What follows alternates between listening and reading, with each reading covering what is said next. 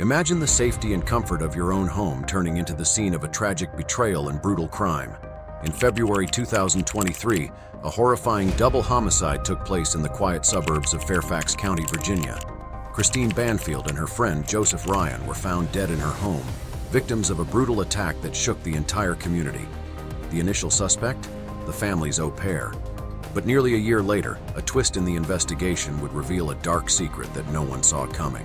Christine Banfield, a 37-year-old perfect wife and mother, appeared to have everything: a loving husband, a comfortable life in Fairfax County, Virginia, and a close-knit circle of friends who admired her warmth and kindness. Described by neighbors as the heart of the Banfield household, Christine was deeply engaged with her community. She regularly organized charity drives, volunteered at local shelters, and went out of her way to help others, becoming a beloved presence in her upper-middle-class neighborhood. Her life was a picture of dedication, not only to her community, but also to her marriage. Christine's husband, Brendan Banfield, was known as a man of few words but a strong presence. He was a reserved individual, perhaps even seen as a bit aloof by some. Yet he had a dependable, steady side that drew Christine to him from the start. Brendan worked in finance, a career that kept him busy and allowed him to provide Christine with the comfortable life they both enjoyed. However, behind closed doors, their relationship wasn't as serene as it appeared. Friends observed that Brendan's stoic demeanor sometimes made Christine seem like she was carrying the emotional weight of the relationship alone, yet she seemed committed to keeping their life stable and intact. To the outside world, they looked like the ideal suburban couple, but those close to Christine sensed that she might have felt a subtle loneliness in her marriage. Then there was Joseph Ryan, a longtime family friend and frequent visitor at the Banfield home. Joseph had a close bond with both Christine and Brendan, often stopping by for dinners or casual gatherings. Described as charming and thoughtful, Joseph was everything Brendan wasn't: outgoing, lively, and empathetic. He shared Christine's passion for community service, often volunteering with her at local events. Many in their circle noticed the easy, joyful camaraderie between Christine and Joseph. Over time, Joseph became something of a confidant to Christine, someone who brought laughter and levity into her life, which had started to feel increasingly constrained by Brendan's stern, quiet presence. However, as the friendship between Christine and Joseph deepened, Brendan's demeanor changed. Friends noted that he had grown more possessive and withdrawn, appearing visibly tense whenever Joseph was around. Brendan seemed increasingly uncomfortable with the warmth between Christine and Joseph, and while no one suspected anything beyond friendship, there was an unmistakable undercurrent of jealousy and resentment. On a cold February evening in 2023, the Banfield household would become the scene of unimaginable horror. A distress call brought police to the otherwise serene Fairfax County neighborhood, and the sight that awaited them was nothing short of chilling. Christine Banfield and Joseph Ryan had been found dead inside the Banfield home. But 13 minutes later, another 911 call came from that same number, but this time it was 38-year-old Brendan Banfield on the line. Now, initially, police reported that Banfield said he shot someone in his home, stating a man had entered and stabbed his wife. When they arrived on the scene, investigators found 37-year-old Christine Banfield stabbed to death in an upstairs bedroom. Investigators also found the body of 39-year-old Joseph Ryan, and he'd been shot to death. At first, officials released the once warm and inviting home was transformed into a crime scene filled with flashing police lights, yellow caution tape, and forensic teams combing every inch for evidence. Christine had been shot, and Joseph's injuries suggested a similarly violent end. The double homicide shocked everyone who knew the Banfields. Friends, family members, and neighbors struggled to grasp the reality that two beloved community members had been murdered. Brendan, who had been out at the time of the police arrival, returned to a scene that would haunt him forever, or so it seemed. He was visibly distraught, his face pale and his expression stunned as officers led him through the house. In the initial days, police questioned everyone close to Christine and Joseph, including Brendan. His reaction appeared genuine, as he seemed visibly shaken by the tragedy that had struck his family. In a tragic turn, the family's young au pair was charged in the days following the murder. This led to a whirlwind of speculation, as community members couldn't fathom why a caregiver, trusted within the Banfield household, would commit such an atrocious act. Some speculated there might have been an argument or even an abusive dynamic in the Banfield home. As the investigation unfolded, the case against the au pair began to unravel. The months following Christine and Joseph's deaths were filled with tension and unanswered questions. Though the au pair was in custody, many close to the family felt a sense of unease about Brendan's behavior. Initially devastated, Brendan seemed to recover from his grief quicker than expected, a shift that struck those close to him as strange. He resumed work, maintained a polished appearance, and even started making significant financial transactions that seemed odd in the wake of his wife's death. Behind the scenes, law enforcement continued to investigate. While the au pair was a suspect, detectives were not entirely convinced that she was the sole culprit or the one with the true motive.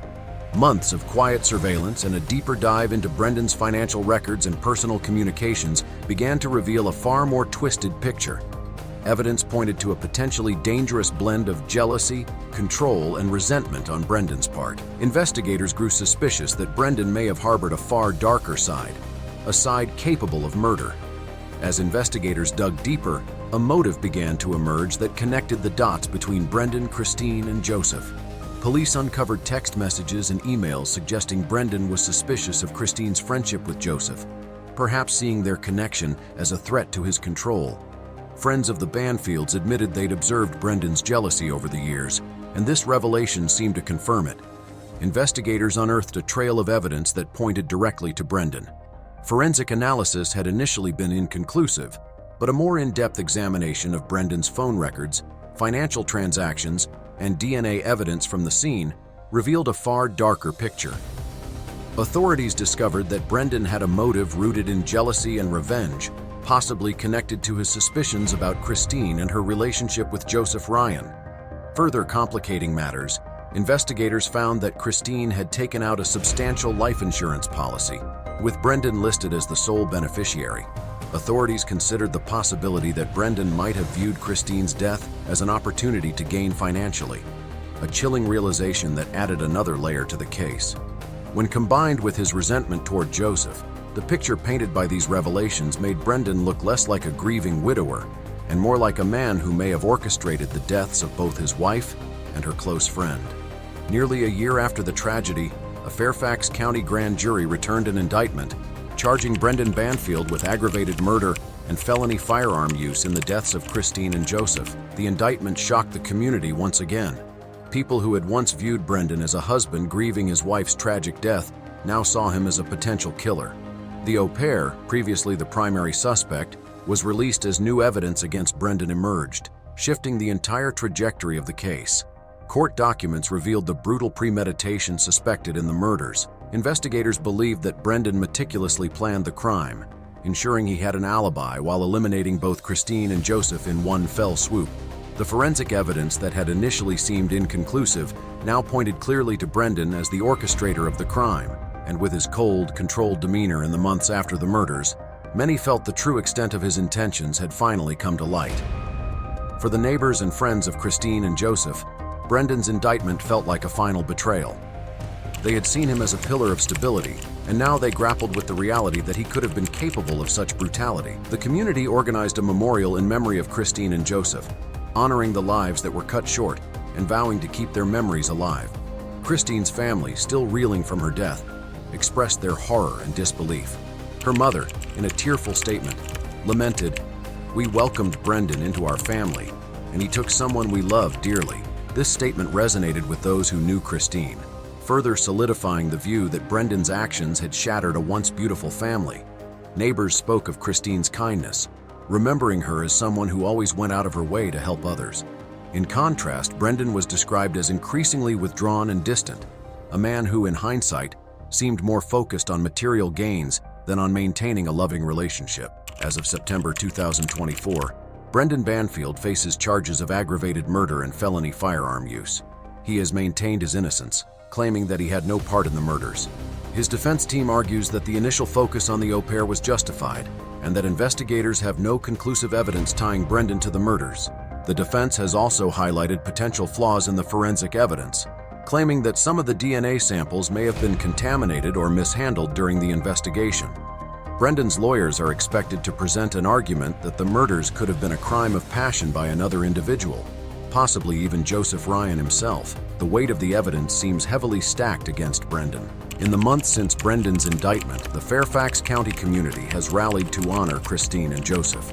Local groups organized a vigil in their memory, gathering at the Banfield residence to light candles, lay flowers, and remember the lives lost to this tragic crime.